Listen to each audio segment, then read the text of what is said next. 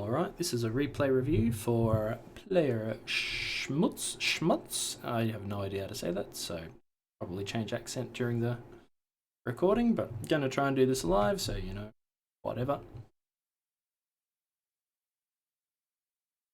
On.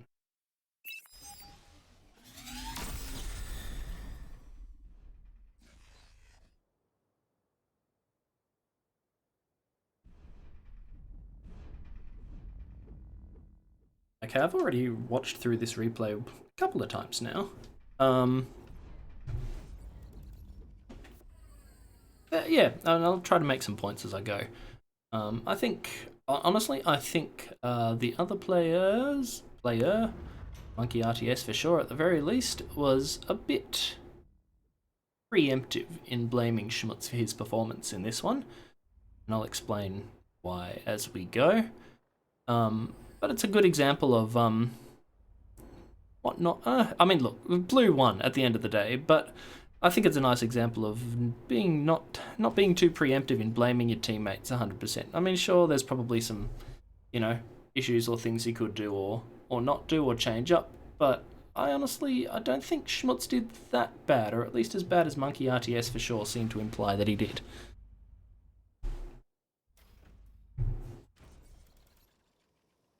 Right, now I'm sure everyone here probably already knows, people say things like, standard opening is 3 or 4 mexes before you do your factory, and honestly with 19 wind I'm not sure I would have put down quite so many solar collectors there, and I know just from watching this that I think personally for my style of play you're probably overbuilding a little bit on the solar collectors at the beginning here. It's a fair bit of metal to put into things when you've already got good power, wind's going really well, you're already overflowing, so even just here, I'd micro a bit more and pump out an extra con or res bot or something a bit faster, because you're spending a little bit of micro build power putting into these things when you're already up past the share limit there.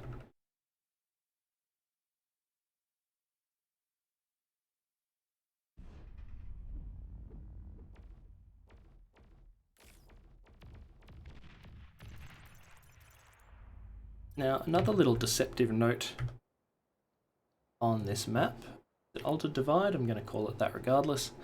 Altered Divide, you've got these choke points, natural choke points in all of the map, and Flacker was absolutely right in, pinpointing at the beginning of this map to try and seal this off, because one of the most irritating things in this map is when leaks get in early, and by opening bot lab early and sending a grunt or two up, I don't want to say that you've sealed it off, but you've at least put some pressure there. But the point I was going to make here was that some of these openings and choke points, let's see if I can write them down here. One there, one there, one there. They can be a bit deceptive on this map. First of all, not deceptive in the sense that they're not important. They are important. You should look to secure them as early as strategically possible, though it's up to you whether you sort of like rush out immediately or whether you go a bit greedy. Not objectively right or wrong. But the thing I was going to say is that they're actually wider than a lot of people anticipate. If you see the bot's traversability, you sort of feel, looking at some of these things, that there's I don't know, I think people psychologically think that you can seal these things off. Whoops. That you can seal these things off just by sort of covering this ground here, but on a lot of these things it's actually really deceptive.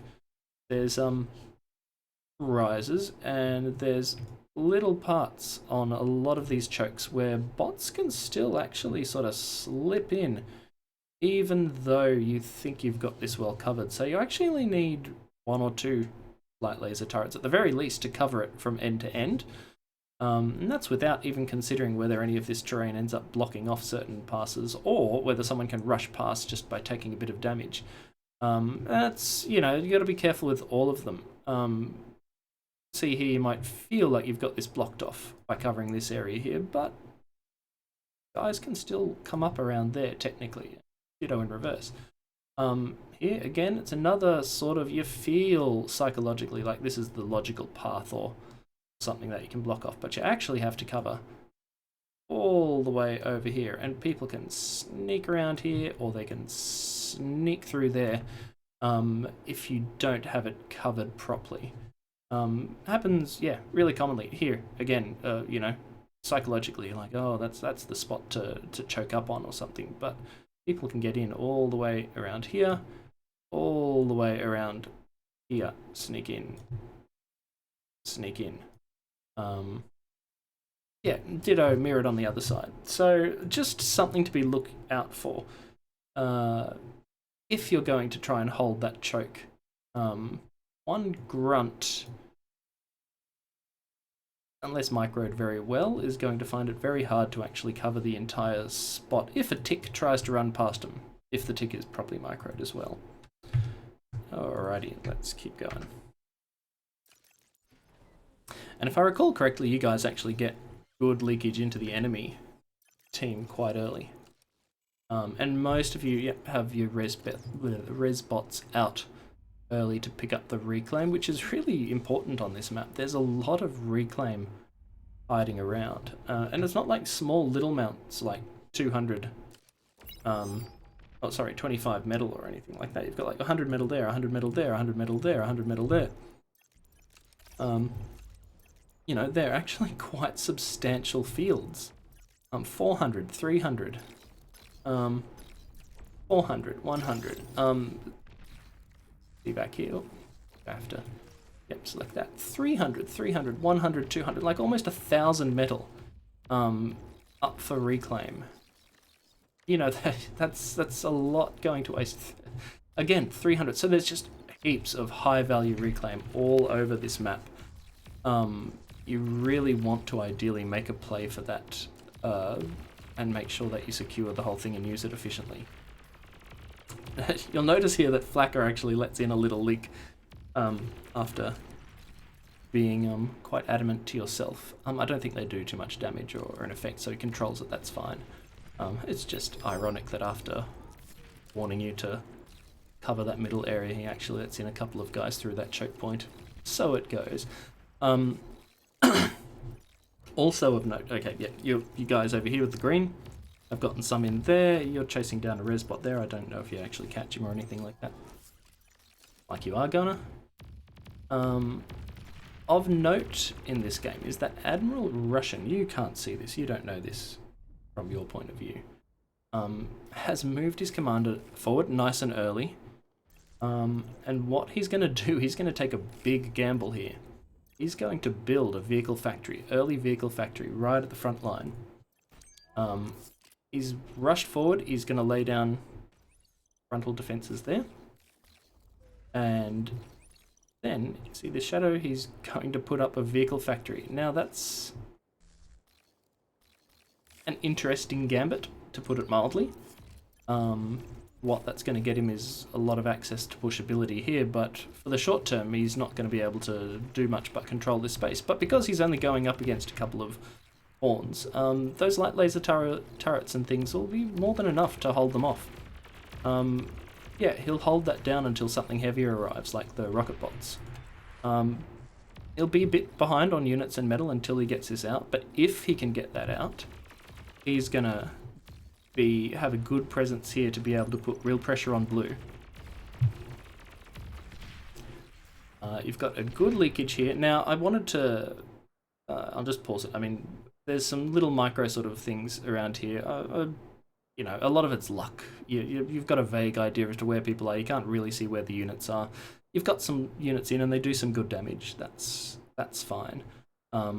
Green is doing some good job here in delaying these guys a little bit and hiding up here. I didn't actually know you could do that. But overall, you and Green do some good leakage, good pressure, and I think Dark Blue also got some ticks in early as well. So everything's looking pretty good for your team at this point in time. The one point I sort of wanted to raise here is you've got some rocket bots going up, and that's fine, but you're going to probably suffer this. I think you've suffered some micro losses. I understand you're probably microing these guys at the back. it's fine that they go forward and are under the fight command probably, or attack at the very least. Yeah, because they're not protected with these grunts, and those grunts should have moved forward, not run back. They're going to be liable to take damage from little micro, from the hero spawns or grunts there, whatever they were. And now I've got this guy in here. So it's good that you do this attack at the back. They do some good damage. It's really good. They take out a couple of these guys, a couple of those guys before they're finally put down. Blue's got some leakage in there too, which is good. Yep, there we go. So you're doing some good damage and you're on the offensive. So you're looking really good.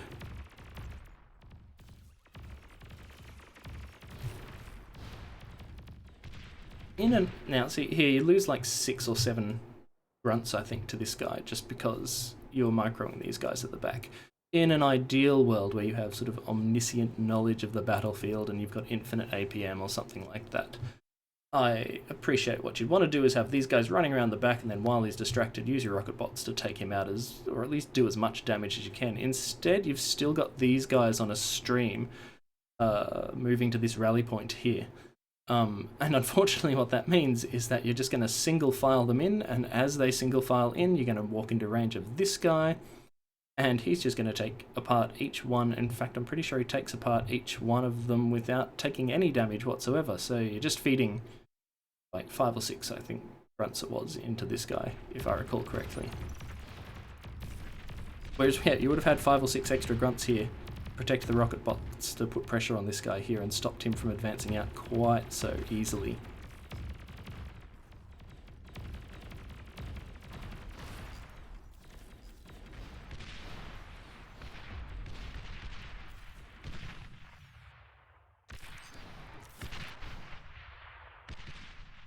So, you don't know fully what's going on at this stage. I mean, Flacker's making progress here. Spent a lot of his time capturing this, which is good. I mean, you know, it keeps everything secure. You've made the call to leave your guy in the base, which I don't want to call it right or wrong, because I know that it's a sort of a stylistic choice or a strategic choice as well. But if I was playing, I would have moved him out a lot earlier, and I would have been pushing the commander onto the front line. Gives you a bit more options for presence and pressure putting on all around up here. As it is, you've moved forward just with construction bots, and construction bots, I mean, you're good in that you dived deep, you've held him at bay for now.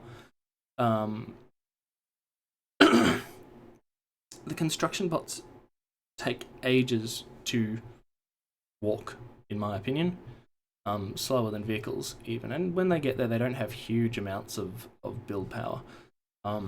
So in foregoing your commander at the front, you've got enough build power at the base here. You're pulling down 38 metal a second. You're only generating an income of 16. There's excess build power. You don't need this much here. It's not really, I believe, gaining you anything. And honestly, because you've probably, I'll say, over invested just marginally, you know, 1 or 2 of these, in my humble opinion, into these, you probably would have had a couple of 100 more metal too. So if you had, say, for instance, moved your commander forward earlier, had a few 100 more metal back here, to pump out some more units. It doesn't sound like much, but you know, a few 100 metal, 200 metal, that's like what, 8 grunts or something, 7 grunts? I don't know. Yeah. It's the kind of thing that turns the tides of battle. And if you think about that 7 grunts and then the ones you lost marching them into Mr. Centurion there, and what's going to happen in this little skirmish exchange, suddenly, you know, you're looking at 10, 15, 20 grunts, a couple of, you know, 5, 10 rocket bots. It's not a small army. And you sort of lose them, I believe, to sort of just miss micro at the front. And with your commander at the front also, you would have been able to build some of these mexes and not necessarily had to turn them into these exploiters, which, you know, take up a fair chunk of metal. That's just my opinion. You know, as you get sort of experience, you can start making choices as to whether you want to put an exploiter or just an unarmed mech to try to save a little bit more metal. But you know, if you can say just put 2 exploiters there and leave that one free and leave that one free, that's what is it, 50 metal to a mech's off the top of my head? Yeah, versus 240 for an exploiter. So again, if you want to make that choice, you've got what is it, 150 metal there, another 150 metal there, another 300 metal. So take that 300 metal, add another, you know, 100 metal from each of these or something that you could save and put into the wind build power. You know, 200, 300 miss micro guys there, another 5 or 6. You know, suddenly you're like, holy crap, my opportunity cost is really starting to build up into a sizable army. And I could have done that with a commander forward, gotten the mechs possibly down faster. You know, it's like, okay, yeah, that's quite a lot of units in terms of opportunity cost at the front. Not something to be given up lightly. Now, given also that you pushed this guy relatively deep,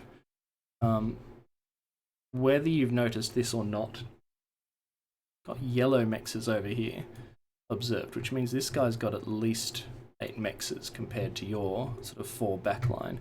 You've taken some over here, and he's conceded some ground in the middle. So that's good, but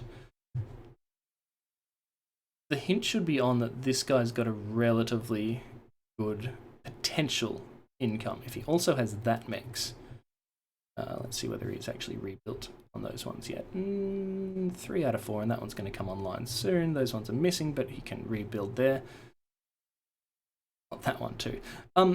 My point being, and let's check out the overall statistics. Where is he? 15 income versus your 15 income. So it's, even though he's sort of given up ground, his actual income metal per second is currently equal to yours. So he's going to start, if you didn't like slay that many units, you know, he's got a Centurion, you should start to expect that much metal in units starting to come push out. I mean, you know, it's possible he might try to eco up or something like that. Yeah, maybe he lost some of it in that raid. But either way, I'd start expecting a sort of a counter push coming out of there at some stage. And if you know, if so, that's so be it. So I'd start sort of poking and prodding, lining up your grunts along your rocket bots so that they're protected.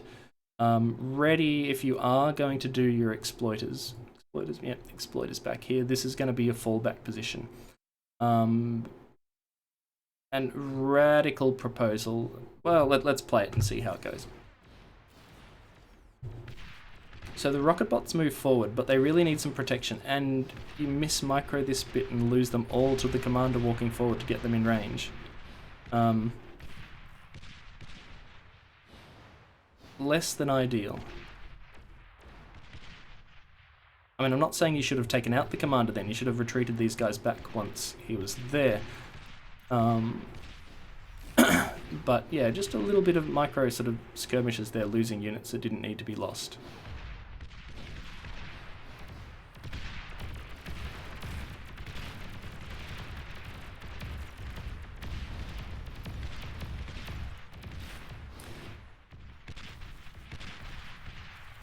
Now, Flacker hasn't managed, you know, it's a bit awkward, and again, we're sort of microing and they're getting shot, going down.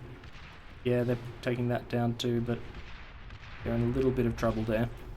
And they are completely unprotected from the grunts now, so if anything rushes them, now that you've sent your guys over there, they're too far away from protection, and here come the pawns, and I'm pretty sure the pawns are going to take out the whole lot.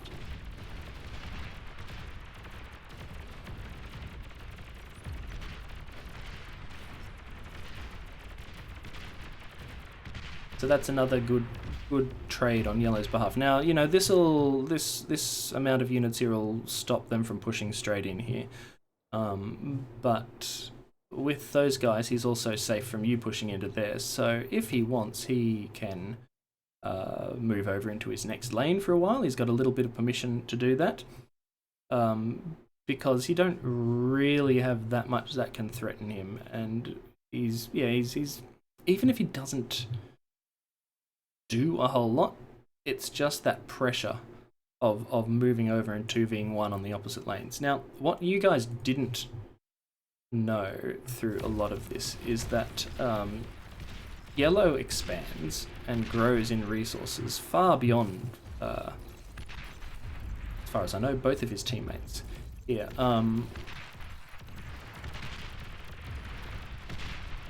yeah, there goes the sort of 2v1 over here against Flacker, and now Flacker's in a little bit of trouble. He's getting constantly bombarded.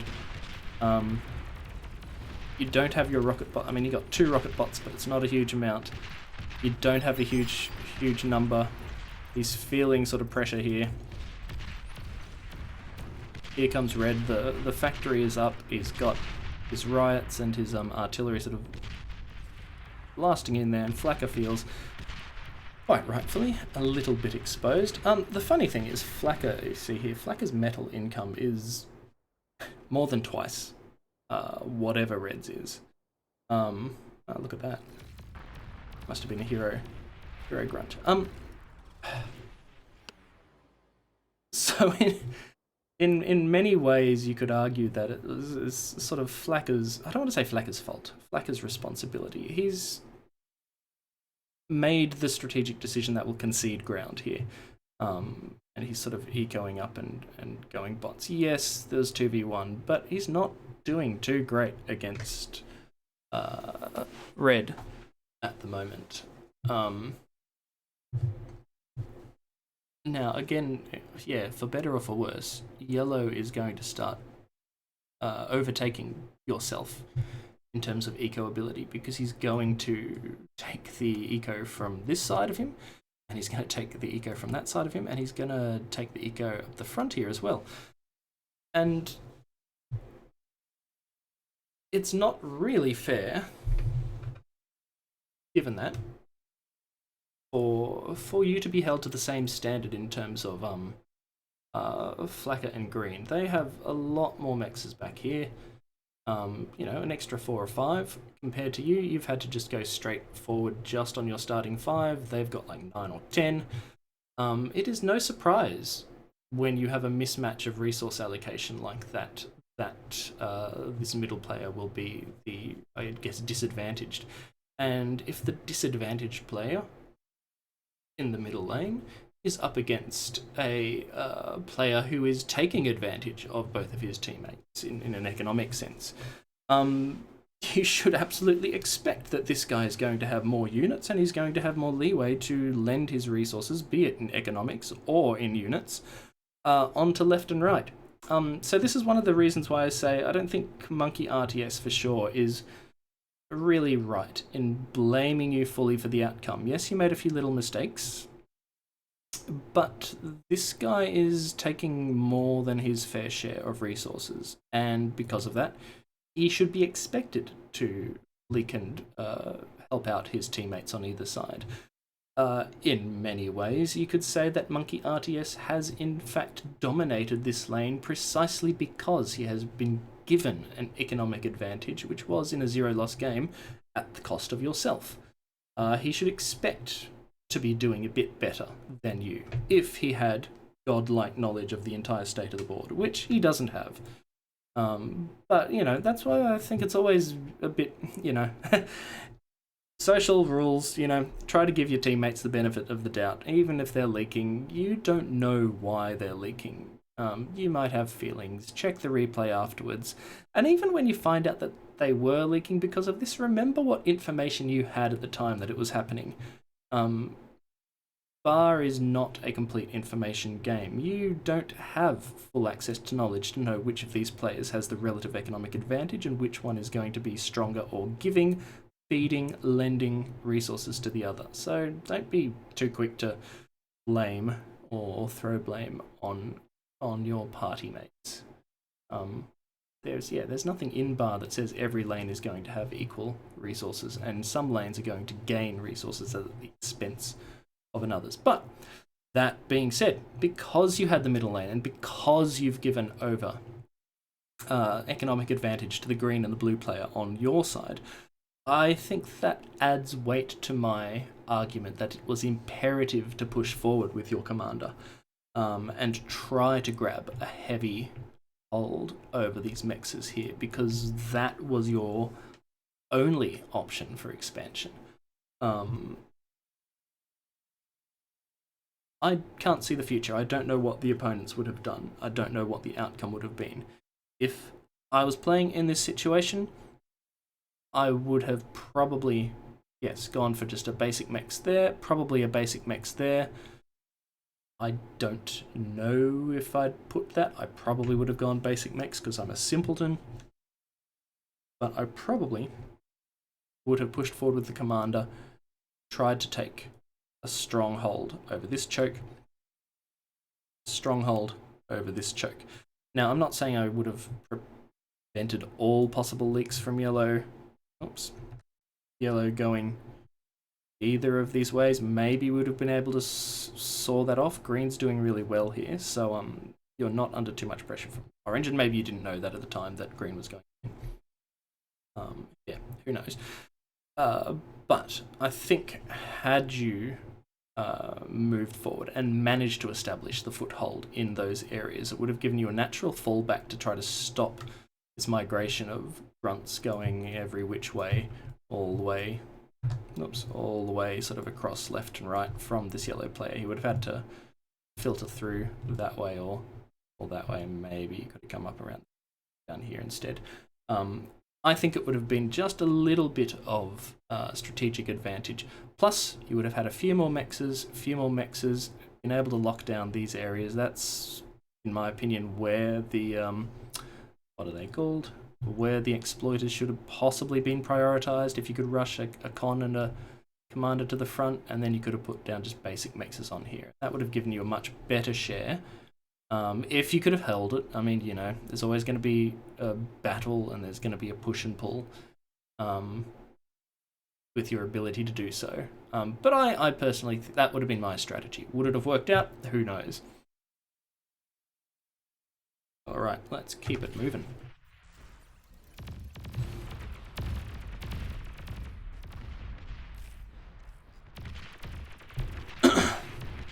I mean, there's a little bit of micro flackers. I mean, I say he's on the back foot. He's losing territory here and he's feeling under pressure, and there's not much any of you can really do to push back against these vehicle guys at the moment. Monkey is making good inroads and was going relatively happy, but then this yellow leak occurred and he was caught completely off guard.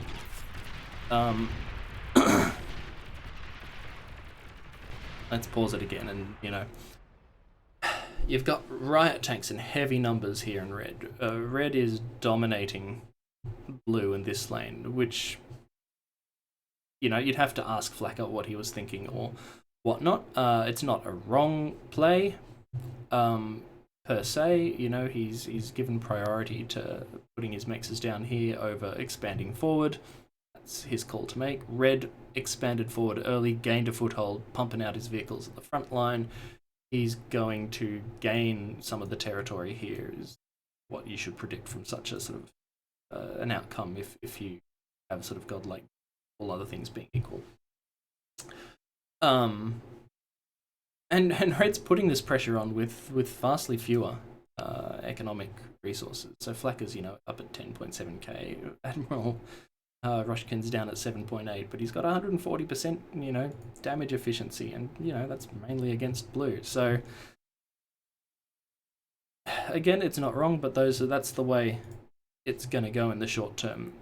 Presumably, what Flacker should do once he realizes this is happening is, at some stage, retreat in, bulk up like hell across the front line, tech up, do everything he can. I can't recall what happens. But I mean, got a couple of rocket bots here, but these riot tanks, and God knows what those are. Okay, it looks like grunts. presumably given to him. Oh no, he's gunned it out of his own factory, possibly. This really does sort of like hard shut you down. You'll have to micro with these guys a lot to be able to stop this pressure. Meanwhile, Red's just bombarding with artillery here against Blue. They're unguarded, so if Flacker's any good, he might find his opportunity as you distracted him. And that's the thing, sometimes you don't even have to actually do damage. You just have to make yourself a threat and distract some players. And by retreating back into your sort of safe haven there, where you've got these reams of defenses, that's an actual good play, in my opinion. These guys didn't need to, well, depends what they're doing.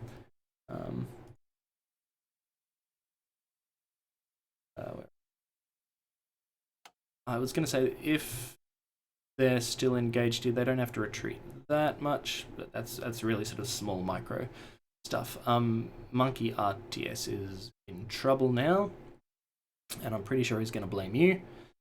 I don't think that's fully fair to blame. As we've mentioned, Yellow is going to outscale every other player at this early game. He has the vast amount of resources. Just because he sees Yellow there, it's not right to blame you.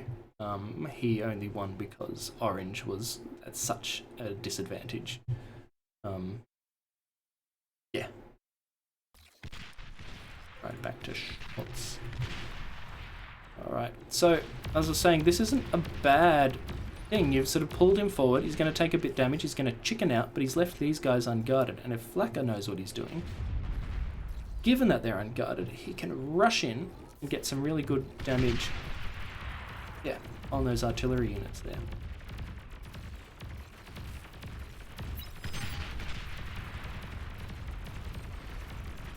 And then he's got to get the hell out of there because he's going to start losing.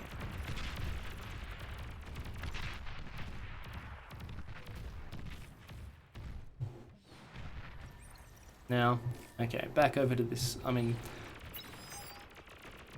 okay, there's play. I honestly, I'm not saying ignore him. And just there's okay, lots of interesting things going on in this game. You know, Flacker's under fire.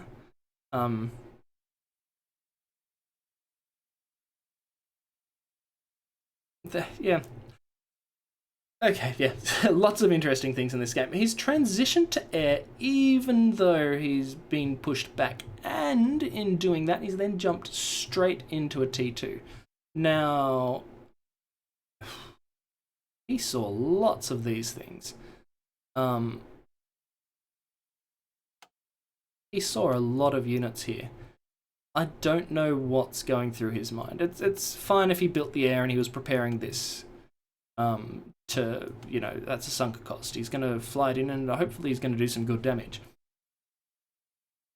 At this point, if I had just lost my comm to an absolute wave of small units, I am going to struggle to hold this front with a couple of these guys. I would count myself very lucky in doing that the next immediate rush wasn't straight through here into my base. And because he's now made the decision at this point to go to Tech 2,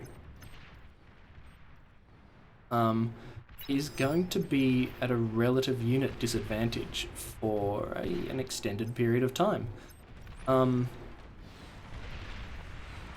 So Yellow really could have, I think, rushed in then, lost an opportunity. Orange and Yellow could have together largely ignored your blue cloud here, just charged in. I reckon they would have gotten through, and I reckon they would have done a fair bit of damage and possibly gotten in here before anyone could have really done much about it.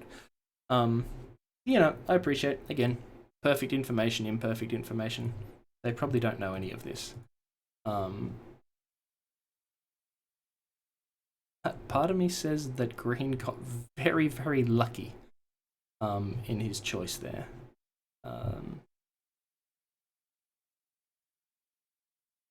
Especially once you see that many you know that green has transitioned to air as an enemy player now. He's bombing you. You've got your units fronting on his doorstep, and you see another factory there. It would have to be at least on the front of your mind as to whether it's not worth doing a rush gamble. Charge him, take him down, make him pay for the disrespect he's shown you by bombing your base into the Stone Age. Yeah. Anyway. You get a bit of damage here. Usually you'd say keep your range with grunts, but whether you knew it or not, you probably actually made the right call in running that way because you're about to get sandwiched. And in doing so, because they were just a little bit slow to act, they've now bought just a little bit more time for green to get his shit together. For the record, Green's bombing run has done a great job. I don't know if he actually got any of the factories, but he's taken out a significant amount of resources. Coming in for another run here, I'm pretty sure he's going to get some of those. You'd expect popping. I mean, something's got to pop. Okay, that's, yeah, so he did an okay trade.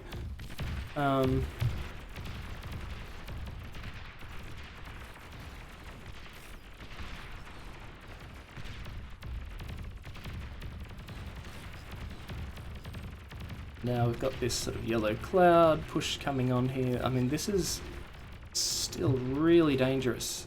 On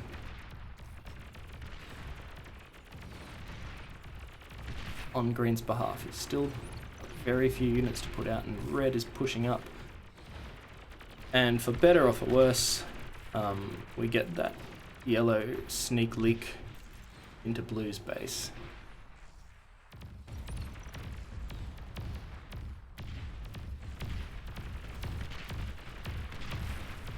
If I was green, I would not be too focused with grabbing. I mean, it's always good to grab reclaim. I think, let's see whether it works out this way. I was going to say, I'm assuming that he's probably going to lose metal on those two, suiciding them into there. I would even go so far as to say if I was playing green, I might choose to try to suck down this factory here and bulk up some quick defenses along this line. This is a real weakness in my opinion. I'm happy if people disagree with me.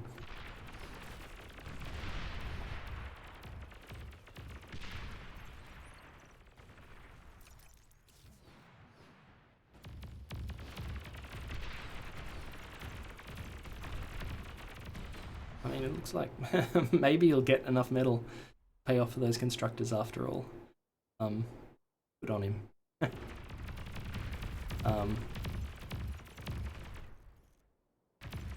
I have no idea if you guys are watching this at the moment.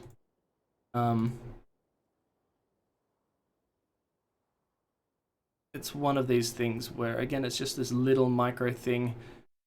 While you're chasing at this point, what I would suggest you do is split off half your units, have them come along this line here, split off the other half of the units, have them go across that line there.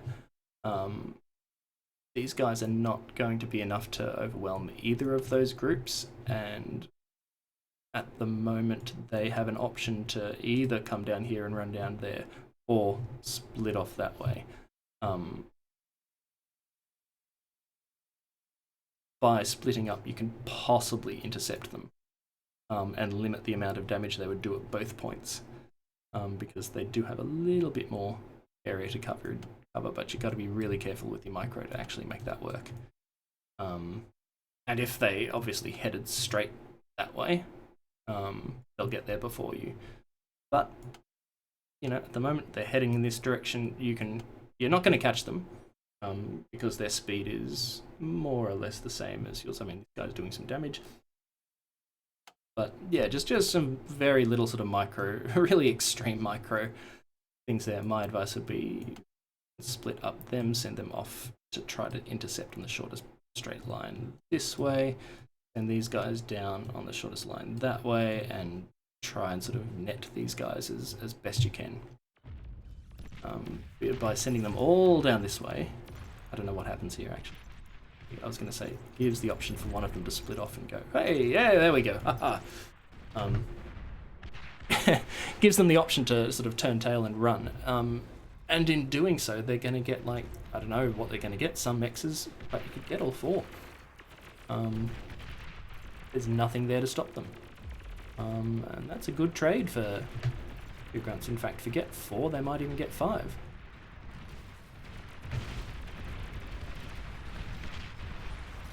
Okay, we finally have some T2 units up and out, so that's good. And it looks like he is getting some good reclaim there, so that's lucky. Lucky, skilled, depends on your point of view. Flacco, meanwhile, is in a little bit of trouble on the front line.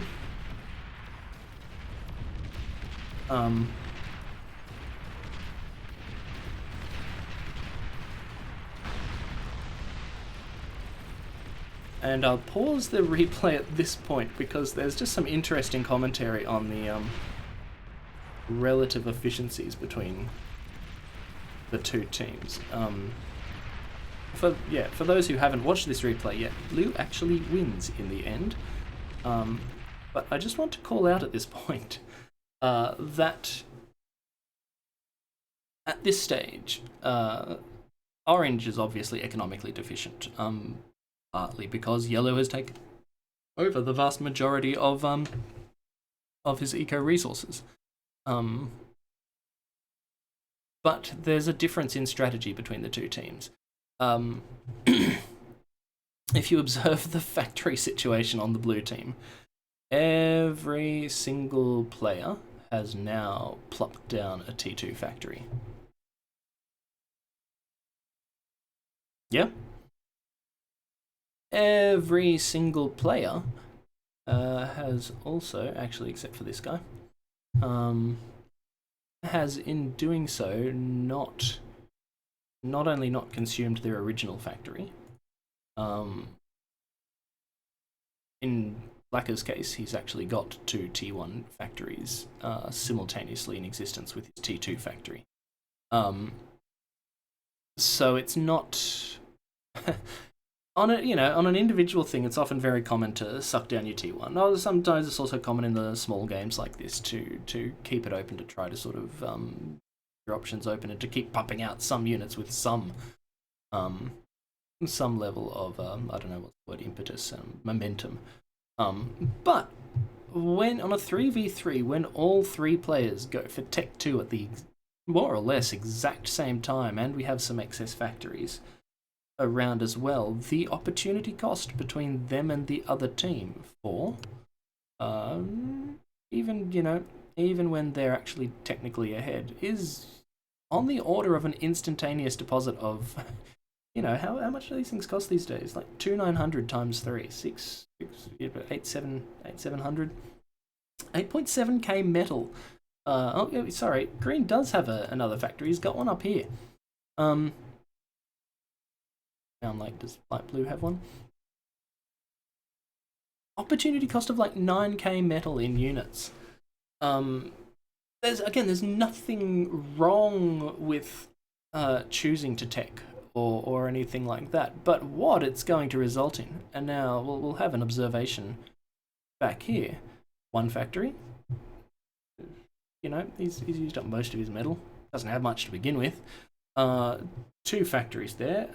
He's got a bit of metal surplus, but presumably it will just overflow to his teammates even if it doesn't. And this guy's got 2 T1s, but they're all T1 at the moment. And so pretty much exactly what theory would tell you would happen has happened in this game. And the techers, in sinking almost 10k of excess metal into their factories, are 10k metal down on the field, and the other guys have an excess of who knows how much excess of T1 on the field, and they're presumably putting most of it into units, possibly some economy as well, but so you would expect all other things to be equal at this point in time for the momentum to be swinging for the red team, pushing into green, pushing into blue, into the cool team, because there is a sort of a natural dearth of units on the field.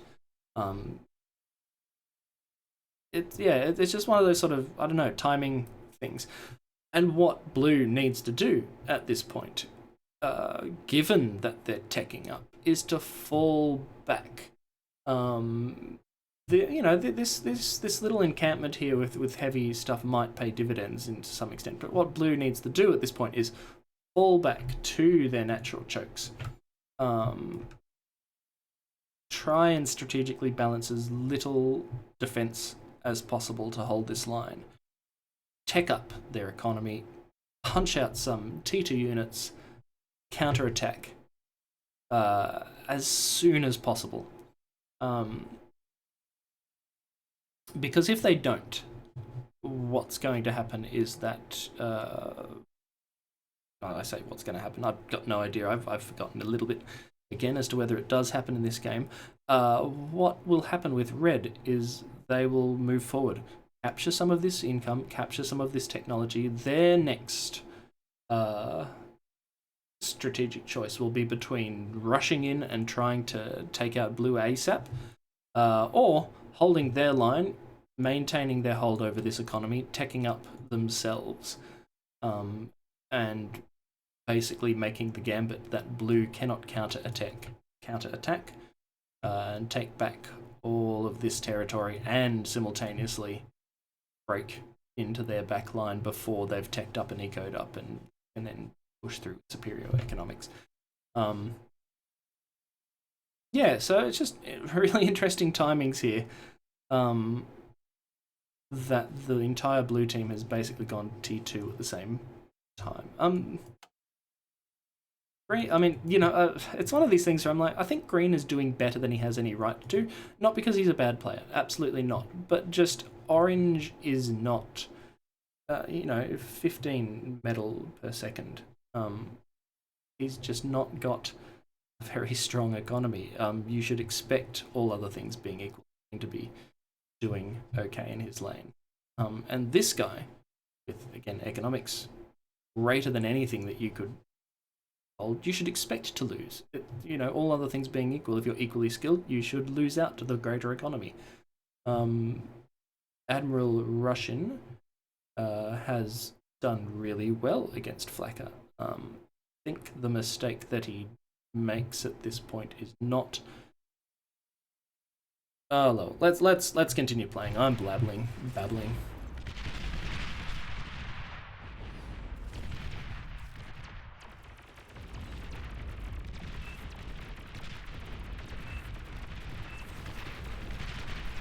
I mean, yeah, just look at the sheer number of things there. It would be very tempting, I would say, to not even fight those hounds. Just rush back here.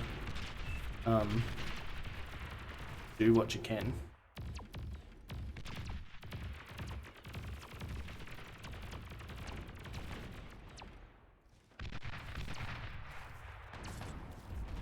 Now, all this having been said, I don't want to let you off entirely scot-free. You spend a lot of time transitioning left and right, moving your units around. Yellow feels very little pressure. Even something as simple as a radar here or radar there or something might at least give you some information as to where the various units were moved. And yeah, at this stage you've resigned. Now, and yeah, again, just to sort of reiterate what I would have done differently, I would have pushed forward with the commander, tried to take over that area as best I can, expanded out there, sort of cut off that left and right movement along this choke here across the map that yellow's been using successfully, and try to rely on holding this. I don't know whether it would have worked. Probably not. You don't want to pretend that you can see all of these things before they've happened. But yeah, green has a skerrick of a point in that a lot of your time has been sort of spent running left, right, not being able to put pressure on mid there. Now, again, you don't know this, but he's got a bloody great wall of light laser turrets. And laying down the defense so you can use your offenses elsewhere is exactly what you should be doing when you're using defenses in an offensive strategy. So, you know, it's a bit like, well, maybe yellow just chose to do that because he knew he could do it. You asked me in the forum whether whether you should have transitioned to vehicles or something like that. I don't think it's as simple as just saying, oh, transition one way or the other will have done things. I mean, yeah, you could have transitioned and tried to do some arty stuff or whatever, but you know, maybe it would have worked. Maybe you would have put pressure back onto him. Maybe you could have fallen back to this point if you had a radar up here and you could see what he was doing. Maybe, you know, yeah, it's one of these things that's like, yeah, I don't know. I mean, even rocket bots here at this stage could have done stuff. They would have been rushed down by those things until you brought them back into here, the blitzers or whatever, probably. I mean, yeah, I don't want to get too much into coulda, shoulda, woulda in this scenario because the overall economic advantage that Yellow has is going to see him dominate the other players in some way, and you guys just need to sort of come together to match that. Which, incidentally, now that Green has taken all of your resources, probably a match for Yellow.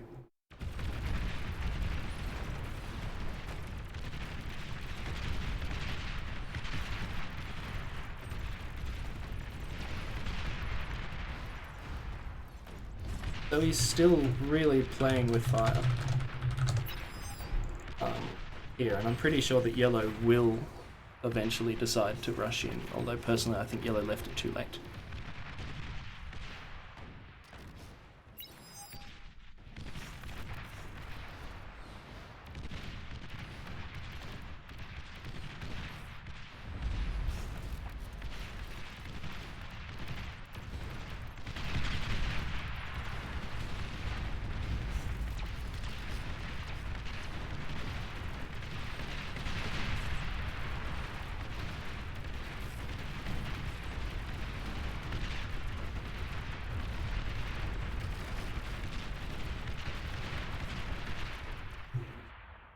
See, the other thing worth pointing out, just in terms of critiquing Yellow's game too, is that he's got this massive force back here and he's not using them. He's got this defensive line.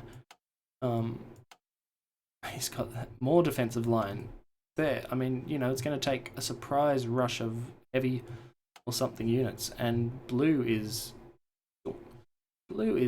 on the ropes. Monsieur Russian should be eaten up absolutely everything back here. He's been a bit slack in that he hasn't been following up behind him, putting down the mexes where he really should have been. Those things would have paid off within like a minute, possibly less.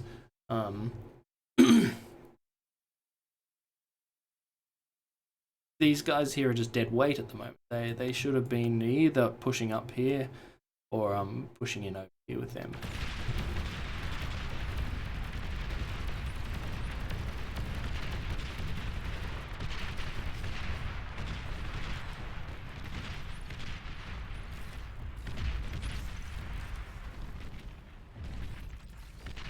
Or pushing somewhere. Just push, don't just sit there. Like, you know, you've got fast units. Like, don't make your fast units sit still. Like, you know, if you're going to build raiders or whatever, then raid.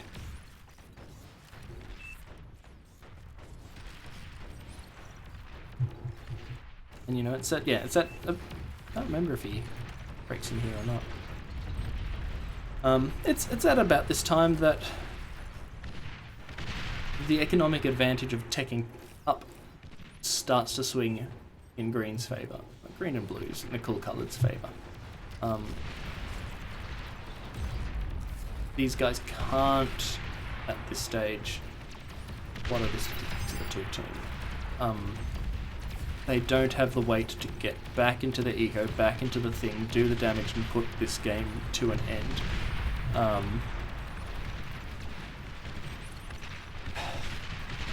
What would have been interesting? I mean, yeah, they don't know that yet. Could there have been something for the red team to do that would have changed the outcome of this game. Quite possibly.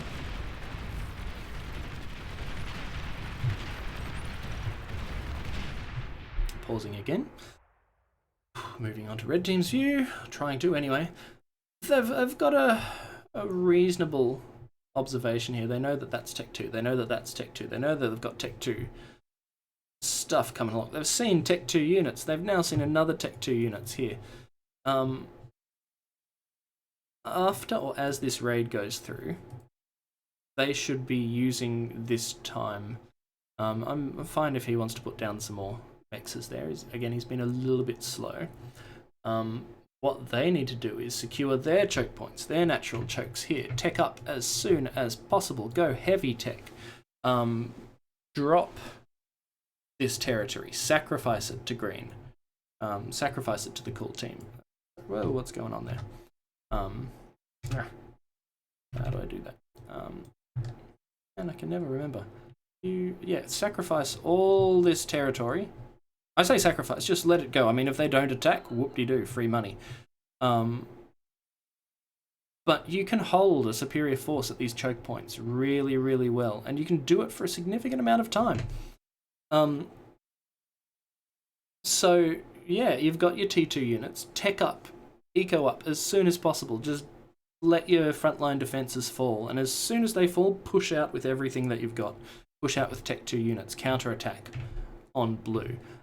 See what you can do, because he's only going to be able to come in there if he's got units to do so. And if he's putting his eco into his units and pushing forward, then that gives you time to eco up, put out some Tech 2 units of your own, sacrifice that ground, let the units come to you, die, pick up the reclaim, use that to boost your eco further, counter-attack with everything you've got. Because at the moment, these guys are going, unless you tech up, they're going to start exponentially outcompeting you. So you need to do something at this point if your rushes and wait don't work.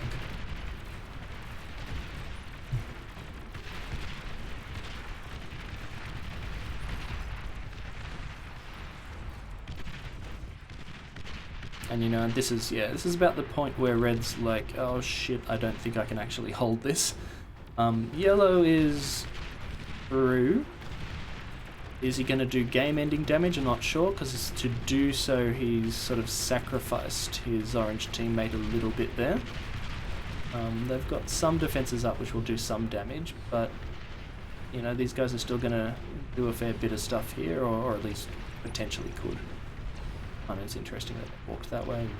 Probably just walked straight. The eco there.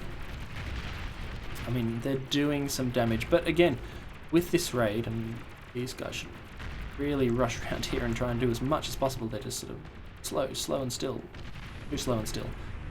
You know, needed to get in and just do a little bit more before these flame guys arrived.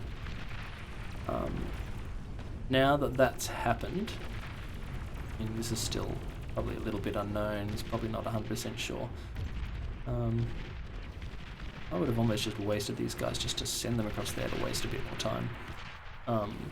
Done something, split them up, send some guys at the back, send some guys at the front. Just buy time, buy time, buy time. Yeah, it's not. There's very little point in going head to head with a bunch of flame electro guys. Just sacrificing. So, yeah, at this point, these guys should be falling back and choking up. If you were red, because this is more than you can deal with. Red's in real trouble here. Choke up, tech up, do everything you can. And if I might just make an observation, notice here that at this point in time where the momentum is turning against you, what is Red doing with the limited resources he has? He's trying to build an advanced geothermal there, and he's simultaneously trying to build a fusion reactor there. 4.5k of metal there, 1.5k of metal there. This one's vastly more efficient, but it is forward in a relatively dangerous position.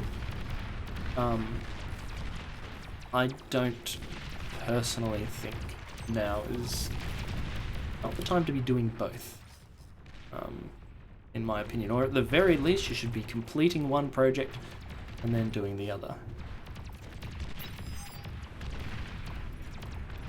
I mean, this is an incredibly risky play at this point in time, just for the record. On the other hand, that's an incredibly metal-heavy play at this point in time, so... yeah. So, tough decisions to be made, but either way, you gotta shut this shit down. Because blue has turned this. This is all for nothing. Now, you've got too much weight here. Choke points are completely free, don't fight them out in the open. Fall back, tech up, counter. That's not what happens in this match, just for the record.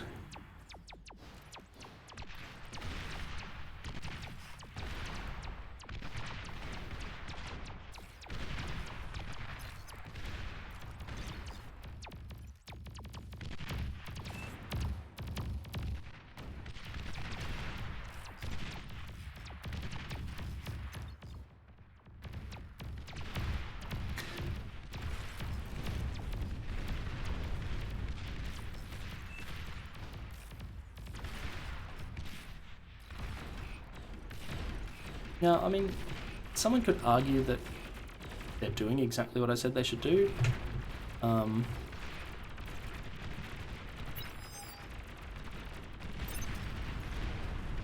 still think that, like, you know, as I say, don't spend money on power generators, jack up. What the hell, ACAR, you're talking out of your ass. You're telling us to do one thing one way and you're telling us to do another thing the other way.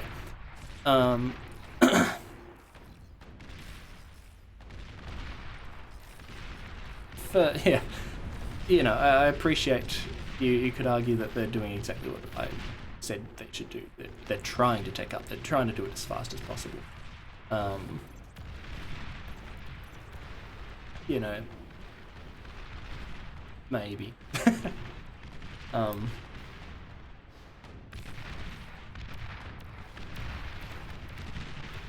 I still think that the imperative would be to defend the chokes first.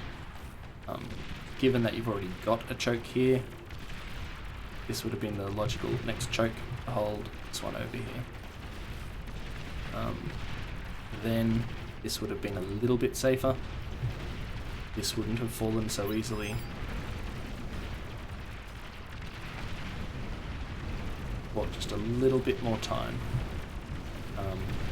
You know, and these guys are, I think, well, every second that goes past, blue starts to extend their lead. And you know, and it is worth pointing out that they've already got 8.3k of energy income versus 4.7 for blue. They do not need huge investments into energy, or at least not that much. You know, to have two players both putting down 4.5k investments and an investment on the front at the time when your line is falling. I mean, you know, you could argue that that's why your line is falling. And would you have won the match? Who knows? Can't always foresee the future, but you can, in many ways, predict this sort of outcome from when you have the tide turn against you and you dump that much metal into energy production when you really, really need it to be defending your territory. Anyway, this is probably, I'm pretty sure it's pretty much over at this point. They're expanding, getting their T2 metal generators back online. Doing the same with all of the things. He's spotted that thing there now. These guys are just taking it apart. So yeah, it's over at this point. Now, how much have I talked out of my ass? Probably heaps. And I've been trying to do this thing in real time, so I've got no idea if anything I have said has been of any help whatsoever. Feel free to ping one of the other mentors and see whether they've got anything more helpful to say, or whether they disagree with me. They very well might. But at this stage, Blue's about to win. Honestly, I think you resigned a bit early. Was it an OP take for green to use your resources? Maybe. I mean, there wasn't much pressure put on this midsection directly. Maybe that let green build up the resources to try and push back on orange and play there. Yeah, who knows? Lots of ifs and buts. But yeah, at this point in time, it's basically over. There's not a huge amount of things that the red team can do to come back from this.